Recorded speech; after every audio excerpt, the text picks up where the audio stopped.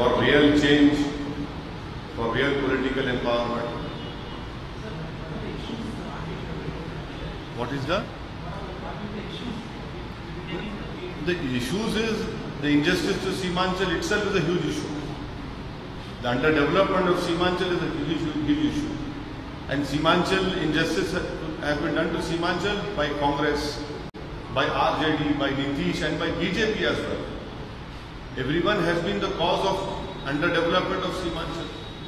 And that is why if you see, I mean, you people have widely reported about child labor being transported, after taking them to state home, being sent back to Bihar. Majority are from Seemanchal region. This in itself clearly shows that there is so much of abject poverty over there. So this is what we'll be focusing on the underdevelopment, injustice of Seemanchal and how to develop Seemanchal and to ensure that a Regional Development Council takes place under Article 371 of the Constitution.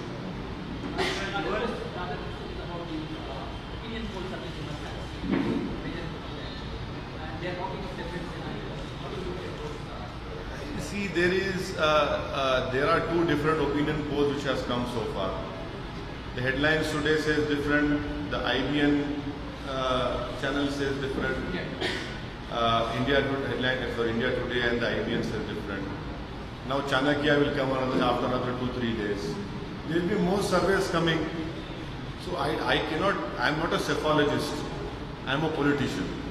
And I will try to do best as a politician. But your standalone fight will not divide the vote bank thereby favoring NDA or there are more than 242 seats in Bihar. No. I am saying that I will contest only in Seemanchal region. I am deliberately not saying you the number. Now, what is that message that goes out? What is the message that goes out? Sir, Uttar Pradesh में भी पंचायत चुनाव में हाँ, वो संजय तिवारी साहब वहाँ पर हमारे जो कन्वीनर हैं शौकत साहब वो फैसला लेकर आपको बताएंगे। वहाँ पर मैं कहूँगा कि शाम तक या कल तक इंडिया चैनल को बता दो कि क्या करने वाले वो बताएंगे इंशाल्लाह।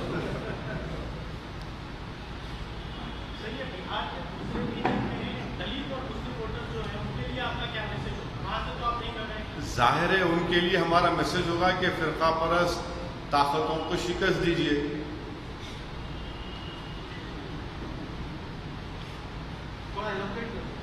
फिरका परस्त ताकतों को शिकस्त दीजिए।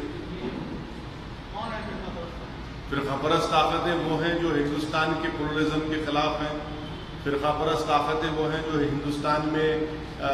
हिंदुस्तान को हिंदू राष्ट्र बनाना चाहते हैं। तो जाहिर वो फिरका परस्त ताकतों के खिलाफ वोट दें अपना। महागठबंधन में जो शामिल है नीतीश और लालू और ये लोग फिरका परस्त वो कम्युनिस्ट पार्टी भी तो है। अभी सुना कि एनसीपी भी फ्रंट बनाएगी।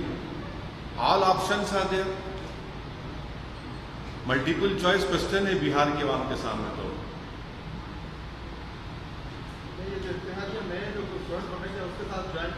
नहीं हबीब साहब नहीं, अल्लाह एक हम है। आप हमारे साथ है या हबीब क्या फिक्र करना है।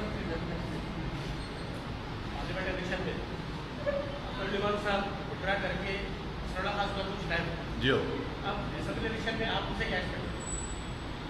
आपके बाद लड़ेंगे भाई, वो जीतेंगे इंशाअल्लाह ताला और बम्पर मेजॉरिटी से कामयाब होंगे इंशाअल्लाह ताला। आप तो कवर स्टोरी करें आपके अखबार में अख्तर लिमान साहब के बारे में पूरा मालूम आपको। आप तो लिखे उनके बारे में, वालिद मरहूम के बारे में, सबके बारे में, खानदान के बारे में लिखे आप। Pardon sir? Yes sir. पिछली दफे उन्होंने अपना जो है चुनाव लड़ने लास्ट मोमेंट में उन्होंने अपना चुनाव ना लड़ने का फैसला इसलिए किया था कि मुस्लिम वोट डिवाइड हो जाए।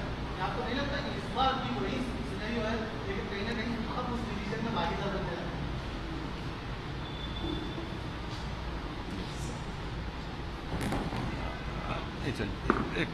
हाँ, पिछली बार मैंने चुनाव से अपने आप को अलग करने का फैसला किया तो उसके तो खास वजूहत माना गया।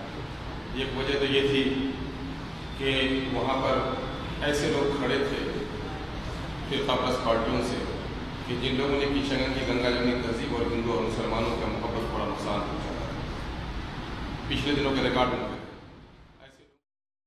तो बिहार चुनाव को लेकर एमआईएम के सांसद आप ओवैसी, असदुद्दीन ओवैसी को यहां पर सुन रहे थे, जिन्होंने यहां पर यह ऐलान किया है कि सीमांचल में लड़ेगी एमआईएम और 4 जिले जिसमें जहां से अपने जो उम्मीदवार हैं वो खड़ा किए जाएंगे। और इससे पहले हमने 16 अगस्त को वो रैली भी देखी थी ओवैसी की, जहां पर वो नीतीश के गढ़ में घुसकर उनको चुनौती देकर आए थे और उन पर इल्जाम लगाया था कि किस तरह से मुसलमानों को वो वोट बैंक की तरह इस्तेमाल करते हैं। लेकिन बाकी क्या कुछ रहेगा, कितनी सीटों पर लड़ेंगे, क्या लड़ेंगे, उसका अभी जो है ऐलान वो कर दिया जाएगा। उन्होंने कहा कि सब कुछ बता दिया जाएगा।